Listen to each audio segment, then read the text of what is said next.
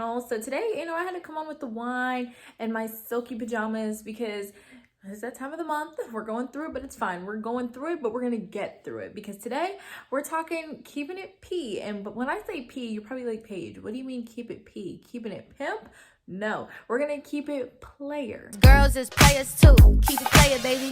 And even though this inflation is really going crazy right now, we're not gonna let that stop us from looking good, feeling good, smelling good without breaking the bank and going for our goals. So this is a broke girl's guide to keeping it P. So of course we have to really address, like, what does it mean to keep it player? What is keeping it P? Like, I hear this all the time. I don't know if y'all hear it, but I hear it and I like it. I think it's cute. According to Urban Dictionary, to keep it player means to not let anything bother or deter you from your main objective or goal. Remain true to yourself and your values. Lead, teach, guide, and never follow behind another. So in my opinion, there are three main tenets to keeping it P: health and fitness, hygiene, and finances.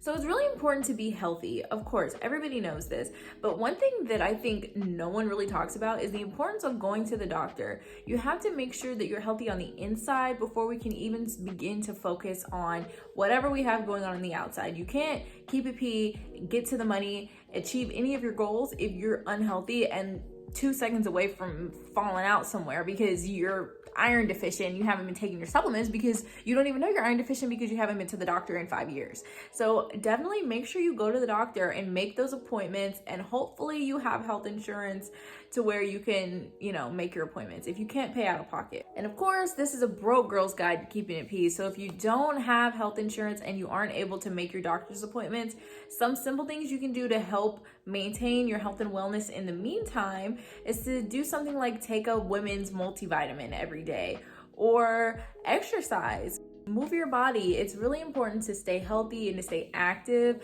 Even if you don't like to lift weights and go to the gym, you can maybe walk outside. That's totally free. Gym memberships do cost money, but Planet Fitness has like a $10 a month membership. I personally like to just go to a physical gym because it does motivate me more when there are other people around me also working out. And going to the gym is a wonderful way, or even setting some sort of fitness goal is a great way to keep it P, because we need to make sure that our mindset is correct in order to achieve our goals. Working out, releasing those endorphins boosts your mood and gives you more motivation. And to me, it gives me a great sense of accomplishment that I got up this morning and 4 other times this week, and I went to the gym and I set a goal for myself and I followed through with that goal, because that mindset will follow you into all your other things that you want to do in life with, whatever other goals you have set for yourself. Because if you can make it to the gym every day or every other day or 3 times a week or whatever your goal is, or if you want to do, a workout video from home 3 times a week, if you can stick to that and be consistent, that consistency will trickle over into all these other areas of your life. And just as important as it is to flex your physical muscles, it's important to flex those mental muscles as well. You have to take care of your mental health. If we want to go out into the world and find another job or climb the corporate ladder or start your own business, you need to make sure that your mind is mentally sound and that we're filling our mind with things that are going to motivate us, keep us fortified and excited to chase our goals, because motivation ebbs and flows. It comes and goes, but you have to have your mind prepared for when you're not feeling motivated and when you're not excited about achieving these goals, so that you can, create healthy habits that allow you to continue on. My favorite area and my favorite way to keep it P is keeping my hygiene on lock. I love self-care. I'm a self-care queen, okay? I'm a self-care girly.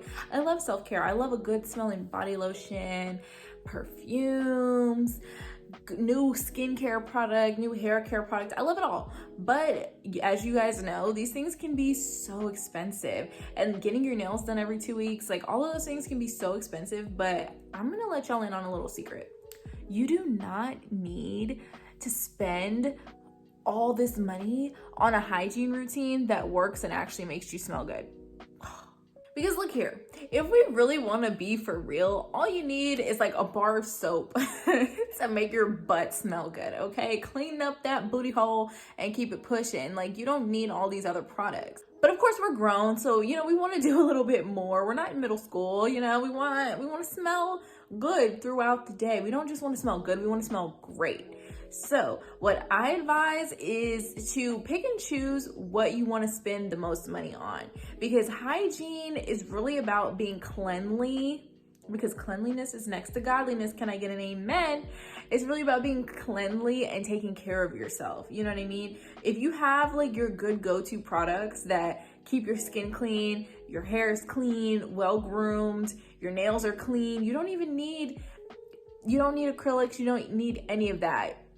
You can cut your nails, buff them, file them, put on a clear coat, and you're fine. You know what I mean? You just need to be taking care of yourself. And I can go way more in depth on like an affordable hygiene routine if you guys want me to do that, because I do my own nails, you know, and I've kind of learned all the tips and